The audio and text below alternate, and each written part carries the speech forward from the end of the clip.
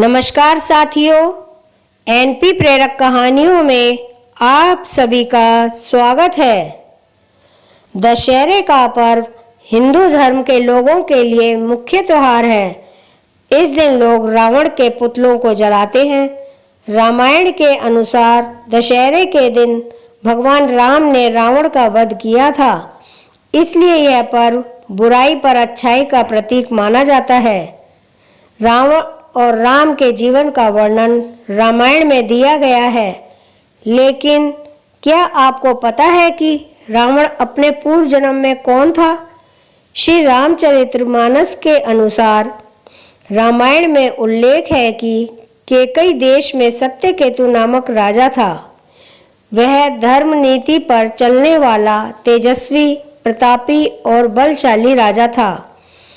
उसके दो पुत्र थे, पहला भानु प्रताप और दूसरा अरिमर्दन। दोनों भाई बहुत प्रतिभाशाली और मेल मिलाप से रहने वाले थे। भानु प्रताप ही अगले जन्म में रावण बना है। पिता के निधन के बाद भानु प्रताप ने राजकाज संभाला और अपने राज्य के विस्तार के लिए युद्ध शुरू कर दिए। उसने कई राजाओं को हराया और उनके राज्य पर कब्जा कर लिया। पूरी धरती पर भानु प्रताप के चर्चे होने लगे। उसके राज में प्रजा बहुत खुश थी। एक दिन भानु प्रताप विंध्याचल के घने जंगलों में शिकार पर निकला। उसे वहां सूअर दिखाई दिया।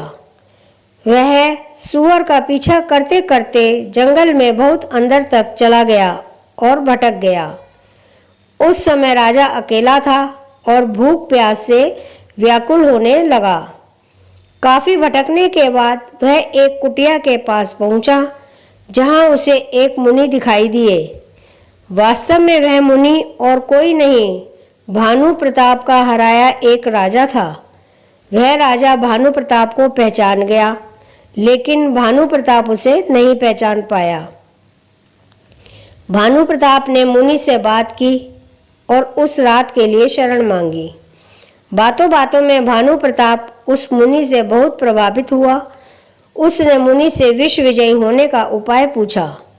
मुनि के पास यही मौका था भानु प्रताप को अपने जाल में फंसाने और युद्ध में मिली हार का बदला लेने का। मुनि ने राजा से कहा कि वह 1000 ब्राह्मणों को भोजन कराएगा तो वह विश्व विजयी बन जाएगा। साथ ही मुनि ने कहा कि मैं रसोई बनाऊंगा और तुम परोसोगे, तो दुनिया में कोई तुम्हें नहीं हरा पाएगा। इतनी बात होने के बाद दोनों सो गए। अगले दिन भानु प्रताप चला गया।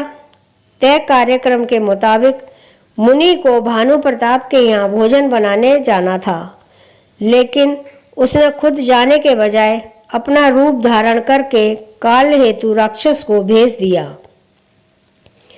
काल केतु भी भानु प्रताप से बदला लेना चाहता था, क्योंकि उसके 100 पुत्रों और 10 भाइयों को भी भानु प्रताप ने मार डाला था। काल केतु ने भानु प्रताप के यहाँ आकर भोजन बनाया, लेकिन उसमें मांस मिला दिया। जब ब्राह्मणों को भोजन परोसा जा रहा था तो आकाशवाणी हुई। ब्राह्मणों से कहा गया कि यह भोजन खाने पर उनका धर्म भ्रष्ट हो जाएगा। ब्राह्मणों ने भानु प्रताप को श्राप दे दिया कि अगले जन्म में तू परिवार समेत राक्षस बनेगा। इस पर भानु प्रताप ने रसोई में जाकर माजरा समझा और लौटकर ब्राह्मणों को बताया कि इसमें उसकी कोई गलती नहीं है, लेकिन ब्राह्मण तो श्राप दे चुके थे। इसके बाद धीरे धीरे भानु प्रताप का पूरा राजपाट चला गया और वह युद्ध में मारा गया। अगले जन्म में 10 सिर वाला राक्षस रावण बना। उसका छोटा भाई अरिमर्दन कुंभकर्ण बना।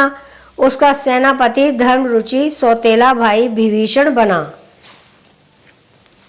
साथियों, अगर आपको यह पौराणिक कथा अच्छी लगी हो तो आप हमें कमेंट करके जरूर बताएं और ज़्यादा से ज़्यादा शेयर करें। यदि आपने हमारे चैनल को सब्सक्राइब नहीं किया है तो प्लीज़ सब्सक्राइब करें और बेल आइकन बटन दबाना ना भूलें, जिससे कि आप हमारे आने वाली कहानी सबसे पहले सुन सकें। धन्यवाद।